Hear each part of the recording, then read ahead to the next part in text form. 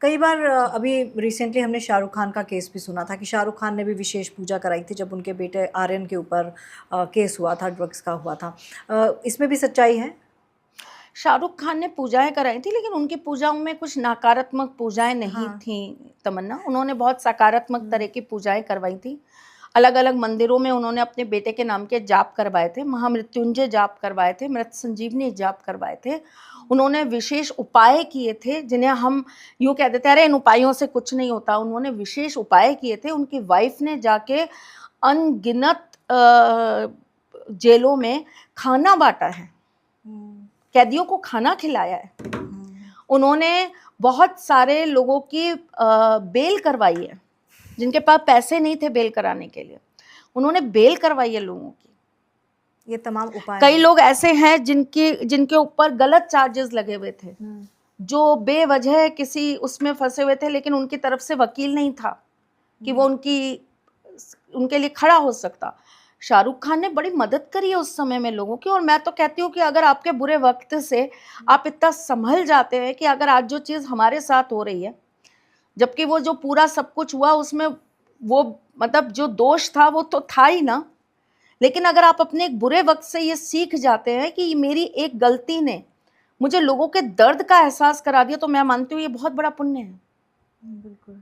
गलती तो इंसान से ही होती है, इंसान ही गलतियों का पुतला है। सब करते हैं गलतियां, लेकिन उस गलती को मान लेना और सुधार लेना ये बहुत बड़ी बात है।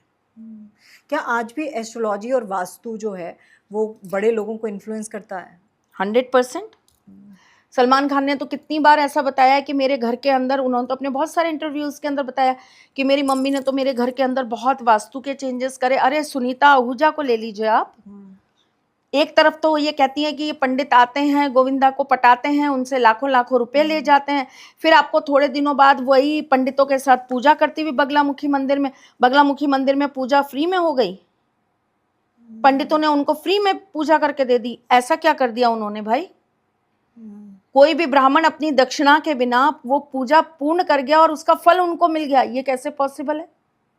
एक तरफ आप ये कह रही हो कि हमें बेवकूफ बना के इतने इतने पैसे छीने जाते हैं, हमसे लूटे जाते हैं, हमसे पैसे मांगे जाते हैं, और इतने साल की आपके हस्बैंड की सक्सेस जिस पूजा, जिस पाठ, जिस वजह से हुई, वो आप मानने को तैयार नहीं है। आप खुद मंदिरों में जाकर ये दिखा दिया मैं इस मंदिर में आई, मैं इस मंदिर में आई। क्यों गई? वहां जाने के भी पैसे लगते हैं।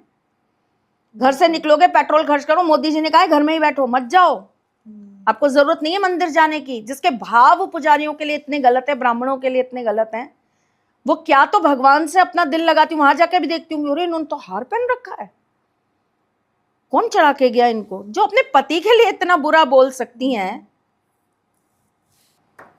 पूरा गेम जो होता है भाव का होता है, आपको कनेक्शन की ज़रूरत होती है और वो कनेक्शन अगर मिल जाए तो मुझे लगता है कि वो आपकी मनोकामना पूरी हो जाती पर है। मेरे को ऐसा लगता है तमन्ना, सारी जगह सब जगह जाइए, लेकिन आप अपने जीवन के अंदर अपनी कुल देवी पर जाना बिल्कुल मत छोड़िए। आपको अपनी कुल देवी पर जरूर जाना चाहिए, साल में एक बार जरूर जाना चाहिए। वही आपकी हर एक रास्ते को खोलने का कार्य करती है। उन्हीं के पास आपके किस्मत के ताले की चाबी होती है। कुल देवी का इतना महत्व क्यों माना जाता है? क्योंकि वही आपको अपने कुल में लेकर आई हैं। एक तरीके से ये समझ लीजिए कि ये पूरी सभा खड़ी है और वहां पर विभाजन हो रहा है, तो आपकी कुल देवी ने कहा कि ये मुझे मेरे कुल में चाहिए, ये आत्मा। तो जो आपको मन्नतों से लेकर पृथ्वी तक लाकर आपको अपने परिवार का हिस्सा बनाकर लाई हैं, आप उन्हें, वही आपकी सर्वप्रथम माँ है, उन्हीं के कारण आप आ पाए हो।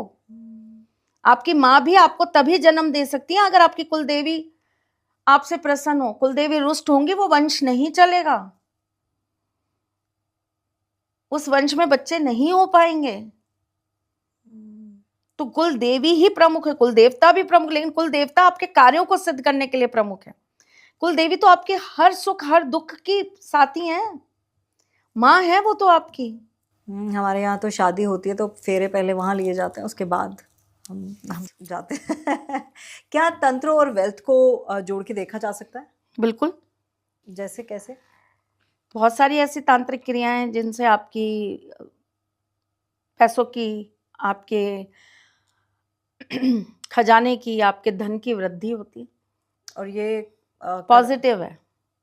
इसमें कोई नकारात्मक चीजें नहीं आती। शैतान की पूजा भी होती है, लेकिन भगवान की पूजा करके भी आप इन चीजों को बढ़ा सकते हैं। तो इसके लिए कुछ खास तिरुपति बालाजी में कौन से शैतान की पूजा है? भगवान की पूजा है। वहां तो माँ लक्ष्मी स्वयं विराजमान है। तो वहाँ जाना चाहिए अगर धन प्राप्ति के लिए? डिपेंड करता है कि आपको किस चीज के लिए कैसा धन चाहिए। किस चीज़ के लिए कैसा धन मतलब? आप व्यापार कर रहे हैं तो उस व्यापार को बढ़ाने के लिए अगर आपको धन चाहिए, या व्यापार से आपको धन चाहिए, और फिर आपका व्यापार किस तरह का है, उस पर डिपेंड करता है। अच्छा, ये काल सर्प दोष नाम की कोई चीज़ होती है? सर्प दोष होता है कुंडली के अंदर, जिसे कलयुग के अंदर काल सर्प का नाम दे दिया गया। अच्छा। पर सर्प दोष तो युग युगांतर से चला आया है। और सर्प, देखिए, सर्प योनि एक ऐसी योनि है, नाग योनि जिसे हम कहते हैं। नाग लोग एक ऐसा लोक है जहां पर सभी ने सर झुकाया है, और भोलेनाथ स्वयं उसे अपने गले में धारण करते हैं, वो नाग हैं। और जिनके ऊपर स्वयं विष्णु जी शैया पर विश्राम करते हैं, वो भी सर्प ही हैं, नाग ही हैं। तो देखिए, सर्प दोष तो होता है, सर्प दोष होता है, और उसी को कालांतर में आप कह सकते हैं, या आप ये कह सकते हैं कि समय के परिवर्तन के साथ जैसे नाम चेंज हो जाते हैं। जैसे अब गुरुग्राम जो है वो गुरुग्राम बन गया, गुड़गांव हो गया, वापस से वो गुरुग्राम हुआ है।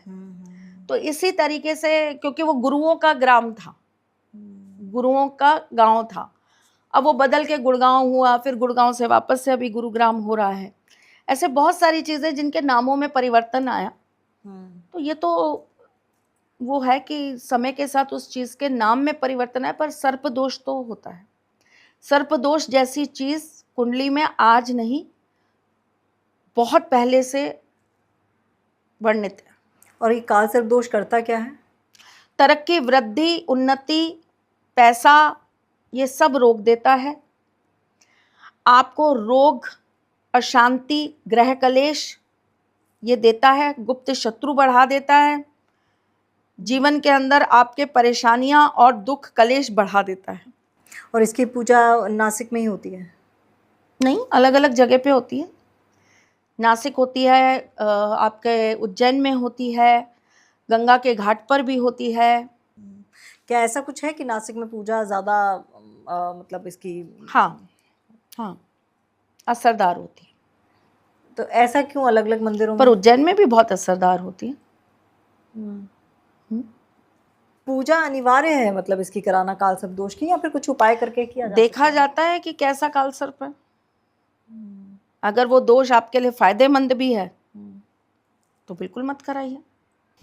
अब जैसे महामृत्युंजय का पाठ किया जाता है मृत्यु को टालने के लिए, या अकाल मृत्यु को टालने के लिए, फिर से मेरा वही सवाल है कि अगर मृत्यु लिखी है तो उसे टाला कैसे जा सकता है पूजा से?